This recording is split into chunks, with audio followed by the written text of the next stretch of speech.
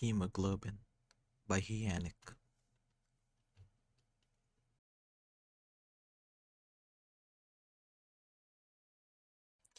It's difficult to sleep. A lot of times it's just a matter of lying there for so long that boredom prevails as soon follows sleep.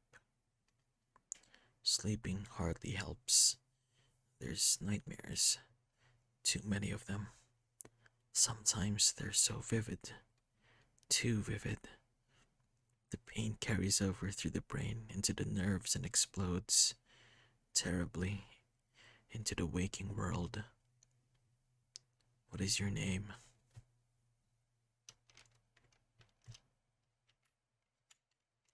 Jean. So that's it. Jean. Not that it really matters.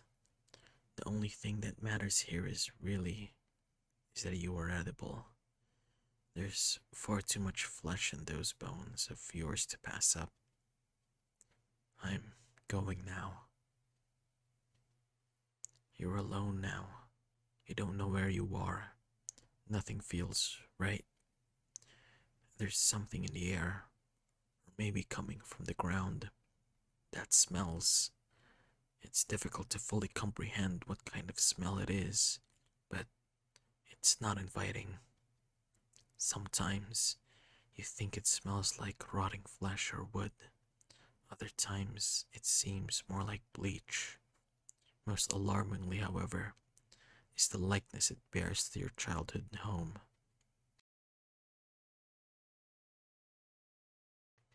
If it makes you feel any better, you're dreaming. The first thing you see is the ears just barely extending into your line of vision. Then you see the big eyes and the little pink dress and the blood. Don't worry, you're dreaming. It doesn't make you feel any better. You should be careful. There's wolves around. I know you haven't seen or heard anything, but they're here. I promise. Do you believe me? Yes. Within seconds, the child is surprised and gleeful and dejected all at once. Don't let me get my hopes up, please. I don't know if I can take it again. You're not sure what to say. In that moment, you're compelled to reach out. What are you doing? Don't. There's a heavy scent of blood in the air as you recoil back. The child looks upset, but not so much for the violation of personal space. Wait, wait. I'm sorry. I didn't mean that. I was just scared. You understand, right? What it's like to be scared? No one wants to hurt or be hurt, right? You're sure that's true in some aspect. People just hurt for no reason, I know. But isn't it better to just assume that there's a secret behind it? We grow up in the greatest faith in each other. It makes sense that we make our abusers and schemers and mass shooters into secret sufferers. It's better than believing sometimes bad things happen for no reason. There's no rationale in that. And we need rationale. They continue on. The whole world can be cruel. I know it can't. So why do bad people always happen to me? So why do bad things always happen to me? I know that life isn't fair, but it's getting hard to even think about life at this point. They seem to be carrying a lot for someone so small. All you can feel is sorry. I know you're not supposed to be giving up when you're so young, but why am I the one who has to fight? I just want to rest. You know that will never be possible, but you reach out your arms. They look at you, frightened for a moment, before handing over some of the weight. The child still looks miserable. It's still there. That hurt. I wish all adults were as nice as you. You do too. The child collapses towards you, and the blood is fresh and warm. It stains your skin and presses deep into your pores on your face. It's sweet smelling and metallic, but it's comfortable. You comfort. You think back to the beginning, about flesh and eating. You think about how this is all a dream. It's still terrifying. How could someone do that? It spins in your mind. Do you think you're better because you were kind? It was only once.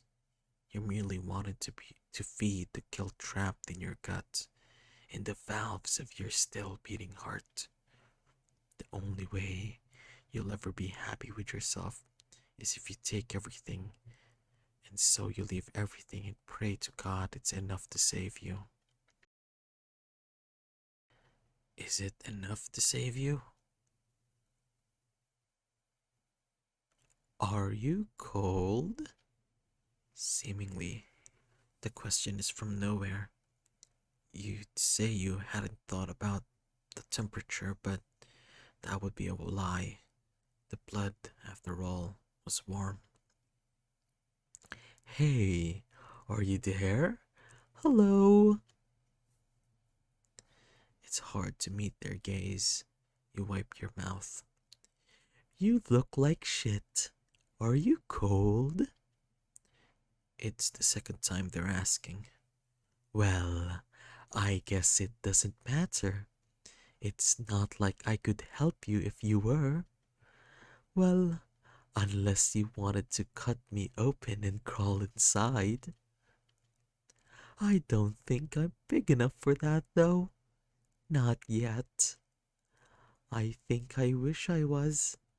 Do you know how hard it is not being able to do anything? You do. You think everyone knows that feeling. I bet they do. Rich as it is, considering some of them can do something, don't you think? Always sitting there, acting like there ain't nothing they can do. You're right. I know I'm right. What the hell is wrong with people? Honestly, what's with that boss makes $1, I make a dime crap? Their breathing grows heavier as you watch as they settle into an almost sadness. I'm sorry, I have terrible temper. It's just, how do people hurt so easily? Winter hasn't even come yet, and people have taken so much. There's barely anything left. You can't ease their pain, but you sympathize with it. They smile sadly at you. Do you know what you're doing here? Of course you don't. It's not your fault. He just likes to dump people here with no explanation. Will they will will they provide you with one?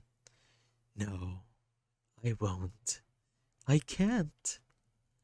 That's not really my place. Besides, I'm not even sure about it anymore. What if I get it wrong? I know you wouldn't know it's wrong, but I would know.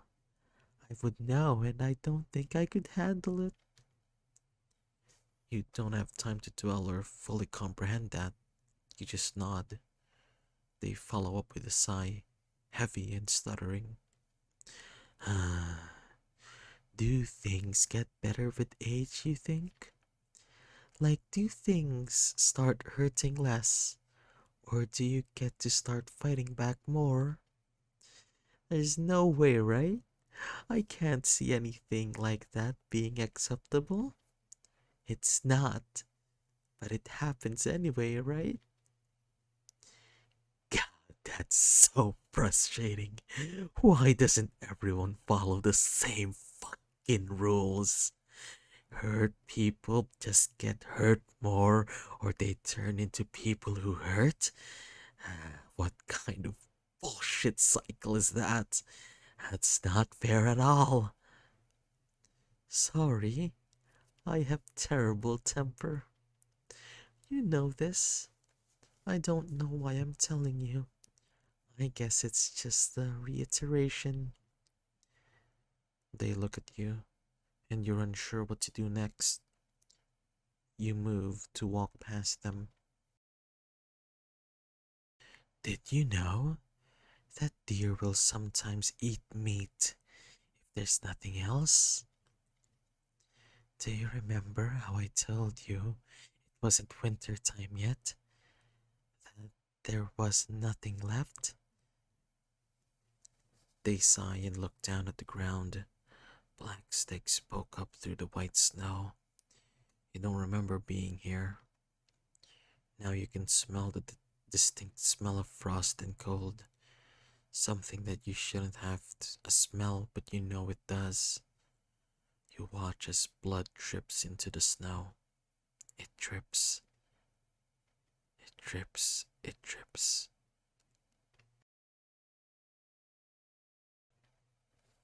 I wonder what it will be. Oh, I wonder if it'll always be this cold. With only the blood in my veins to keep me warm. It isn't even winter time yet.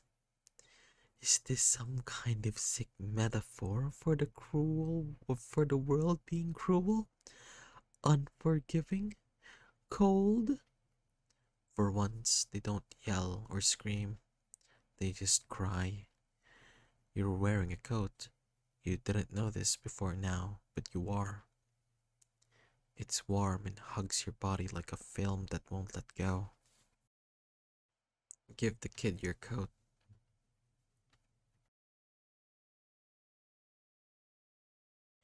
It's oddly convenient, I think. Sometimes things don't work out and I'm still cold, but not as much as before. That's heartbreaking to hear, isn't it? You don't know if what you did truly mattered in the end. None of us do, but it matters to me. It matters to me. I think I could, despite the chill, survive like this. They leave you there without completely disappearing, so much so as ceasing to exist. You watch as they pull threads of velvet off their antlers and eat it like it's the last thing that they want to do. Miles away, you can hear the gulp as it worms its way into the pit of your stomach. You feel the drop in your gut. If only you gave a little bit more, would you be satisfied then? Do you think there was a difference made? That something shifted perspectives? Was it surprising? The anger and sadness and the repetition?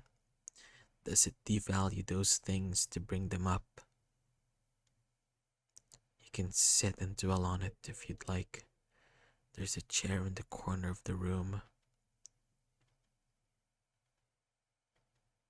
It's been a long night. You sit. You don't know it. You know it doesn't really matter what choices you make, right? Things get wrapped up the same way in the end.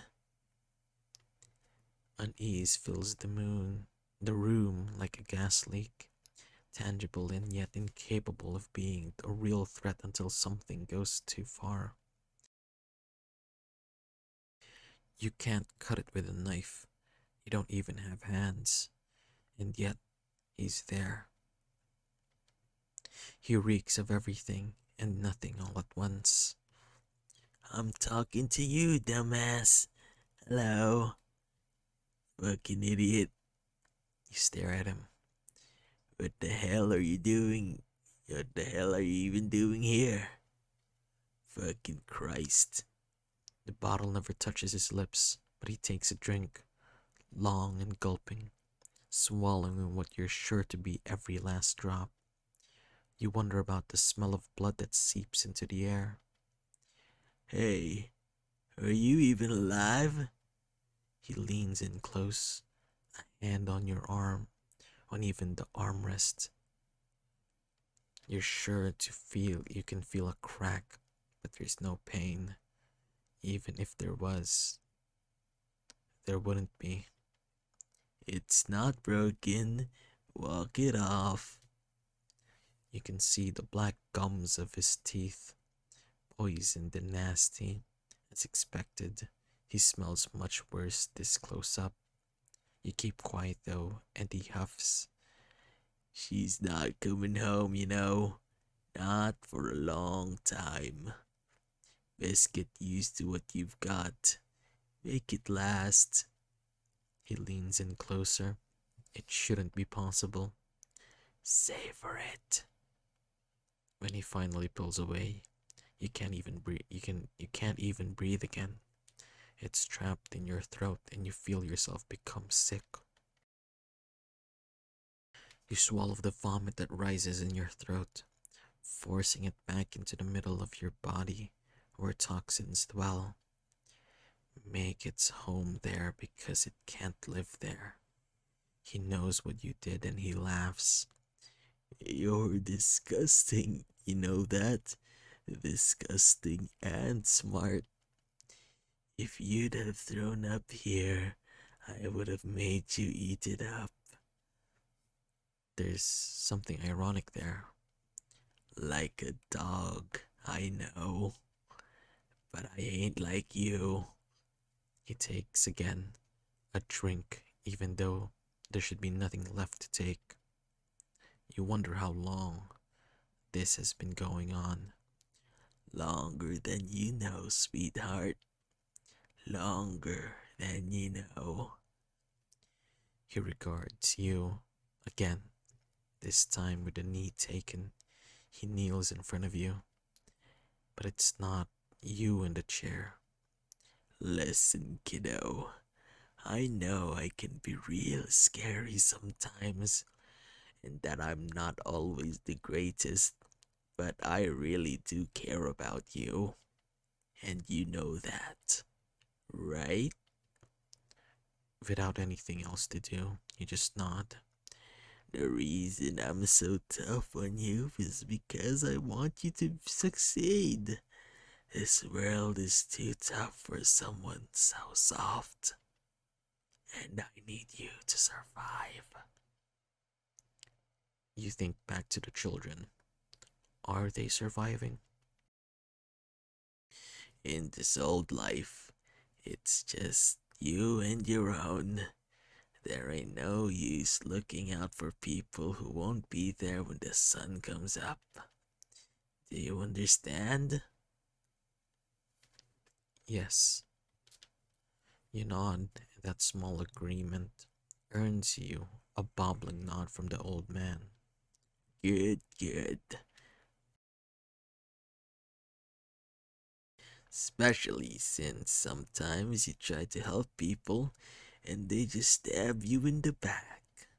Sometimes you're kind and people lie and bad things happen to you outside of your control. You think about the blood in your mouth, on the snow, in the confines of glass and teeth. You think about waking up. You reach out towards morning light. You reach down the throat of the devil, and he bites down, and he severs your arm and wrist, and then at the elbow, he makes his way up to the shoulder. Like a disease, he threatens to climb higher and higher. You know I would never mean to do that. His tongue rolls about the flesh in your arm, acidic and disgusting. There was an accident. It reaches your neck, and you crane your face away from the mass of fur and teeth and saliva. Blood erupts like it's meant to, bright red from the arteries. It was just tough love. You open your mouth. They're all lying. And then it stops. All there is to it is warmth, comforting and kind, and you realize he's hugging you, not hurting you. I would never hurt you. You know that. And you believe him. Despite it all, you believe him. That just this once it was kind. That this that just this once there is forgiveness in your heart and kindness in his bones. These teeth didn't mean to tear. It was the devil in the blood and terrible diseases in the mind.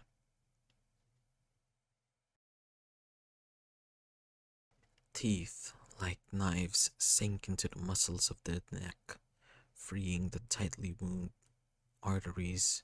There, from their taut prison, it hurts to open your mouth so wide. You reach deep into his gut and make him not a man, but a body. You repay the accidents and the lies and the tongue and the rolls of flesh. You wish he had killed himself. Instead, you are left to dig through the remains of his rib cage. If he had a heart, it had withered away, or maybe he sold it for another lie. Regardless, there's little substance to the wreckage other than the terrible tightness in your chest. It's bitter, the disease, and it makes you angry. It makes you cry, and it makes you rend flesh from flesh and skin from skin and bone from bone. You take it all within you, that terrible destruction, pressuring eye into eye until foreign humor press into familiar nerves, molars into gums, and so on and so forth. It leaves you hodgepodged, breathless and terrified. It's hard, but eventually you rise, pulling yourself up from the sinew and the tendons. You think about how sometimes bones break from the pressure, not the impact.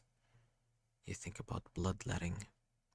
Something terrible rises within you as you take that first step forward, shaky, trembling, convulsing.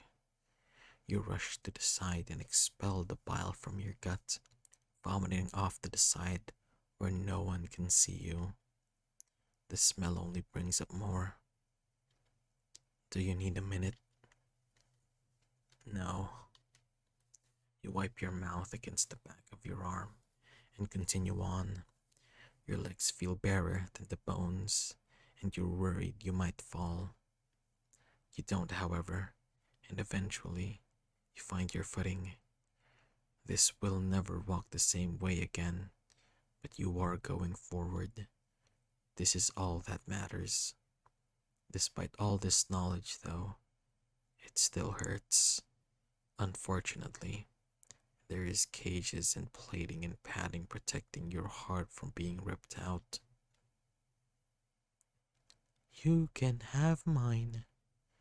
There is no emanation of lighter music. There is no choir. There is the steady beating of a heart, however, and the smooth rush of blood. This was a destruction of the routine. I'm sorry. I did not realize you had come to expect similarity. I do not wish to hurt you. You find that you believe her, despite all else, but you can't but you also distrust her and fear her. I understand. Are you still afraid, dear? You are. That is all right. Fear is a preserving force, is it not? It becomes terrible when that fear is used not to preserve, but to hurt. I accept and welcome your fear, but know that I will not hurt you. You could believe it if you wanted to, but you're not sure if you do. This place has been unkind to you, has it not? I am sorry for that. I wish to keep you safe, sheltered beneath my wing. Of course, I know that you do not want that, but do you not think that it would be better this way? I could eat all your pain. I could keep it far from you. Such terrible things would never plague your mind again. You could be happy. Oh, but that is no good, is it?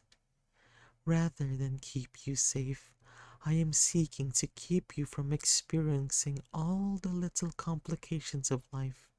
Am I not? Is it truly better to feel all those hurt rather than keep them under lock and key? How can you decide that when you are so young, so fragile? Please consider that it is okay to give away the hurt to me, that I was made to take it, that I chose to hold you close even at your ugliest. It is not something I consider a plight, I promise you. I could not protect them, the small things that they are, but there is hope for you. You can grow strong. Take my heart. For a moment, there is a reaching out of sorts. God unto Adam, the creation narrative, from dust to flesh, and from flesh to dust. If we consider the sword of Uriel, guarding Eden with its holy fire, do we consider cremation and the turn to ashes? If you empty a body into an ocean, a sea, does it not become foam turning into sweet Aphrodite, goddess of love, goddess of beauty? Even then, we are all water planet. We are a water planet with water occupied bodies. Life, given life, please let me carry this burden. Hesitation precedes the thought of the journey now, and you withdraw back, returning to yourself. It is not a hero coming home at the end of their journey. There is no conclusive end to this. There is only the continuation and a prayer to kill sweet Ouroboros before the final breath is drawn. Nothing good will come of the making a choice to turn away.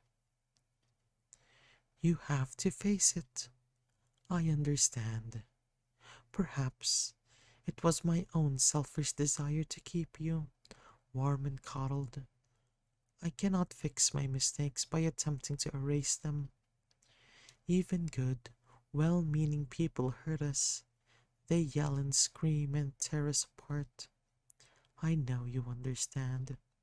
Still, I ask for your forgiveness. Forgive. For a moment, after the acceptance, there is a pause, and you stand there believing that you've made a mistake, just for a split second. Then, her face contorts, and even in your forgiveness, you find her annoying. She irritates you, and yet you cannot bring yourself to hate her. You do not bring yourself to withdraw. She weeps and sobs, and you feel every stutter of breath ricochet about your insides, as if you've been shot. You worry that this is the end for you. But she quickly composes herself. the wetness of her tears fading away against the light of her skin. It isn't holy, but human. She has no mouth to speak of, but she smiles at you, and it is sad and loving and guilty. She is guilty, and yet you forgive her again. I understand the hatred and rage and heartbreak. I understand the screaming and crying and the barking of all the walls. I understand why we peel the nails from the top from the floorboard and rip up the concrete. Sometimes the soil is acidic. Sometimes the ground is built on marshes age old. Sometimes a house cannot sustain a home. She looks solemn, and you can hear her heartache creaking like an old water wheel. We try our best, you know. Not that it really changes anything, but we understand. We know that it is not always enough and that we have a million shortcomings, but it is not always with the intent to hurt, though I know it does. It hurts so badly, and for so long you want everyone to hurt just as much as you do. We were raised by trying our bests too. We know it aches. We just hope it does not ache forever. I love you. I love you all the way to the stars and all around them. Humans could take an infinite amount of trips to the great beyond. Still, I would love you far more than they have traveled, than they ever will. I hope you're not scared anymore. You are still scared. In fact, you were terrified. This is all a dream. How could you come up with these things? What else is there? Tucked deep into the vile corners of your mind. What would people find in the what would people find in between the folds of your brain? Is something so terrible worth preserving? Was there even any point to all this? Relax. It's just a dream. You don't have to ascribe meaning to it if you don't want to. Or did you forget how to think for yourself? Was all that struggle, all that hurt for nothing? Do not fall back on old excuses. Do you hear me? You do, and you're unsure about what to do with yourself. Trembling, you place a hand over your heart. It won't beat. Not here. Does it mean you're not alive? What if this is all of those final moments before the end? The life flashing before your eyes, the endless sleep. What do you do then? If you consider that, it's not really life, is it? It's just a pale imitation.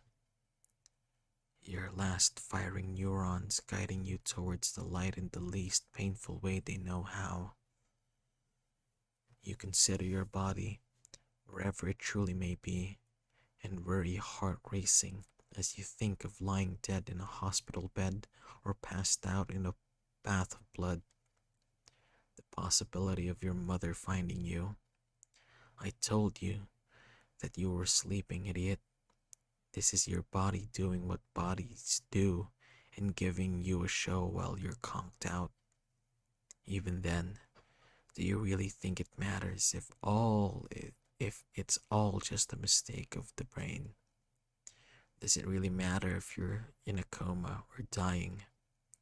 Who cares if life is a simulation? You're still alive, aren't you? Idiot. That you are taking it for granted by invalidating it via conspiracy theories. Keep on keeping on.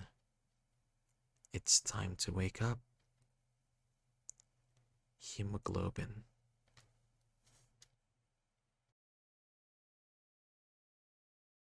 Hello everyone, it's me, Gene, and before I end the video, I would like to say that if you do like the content, please subscribe to the channel.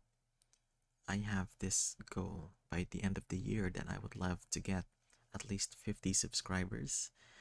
So I know it's a measly goal, but I really do like narrating these visual novels, and it helps me keep going, I guess. And it lets me know that someone appreciates the videos or the content that I make. You know, even if it's just 50 people on the internet. But please, guys, if you do like it, please subscribe. And I'll see you on the next stream or video. Bye.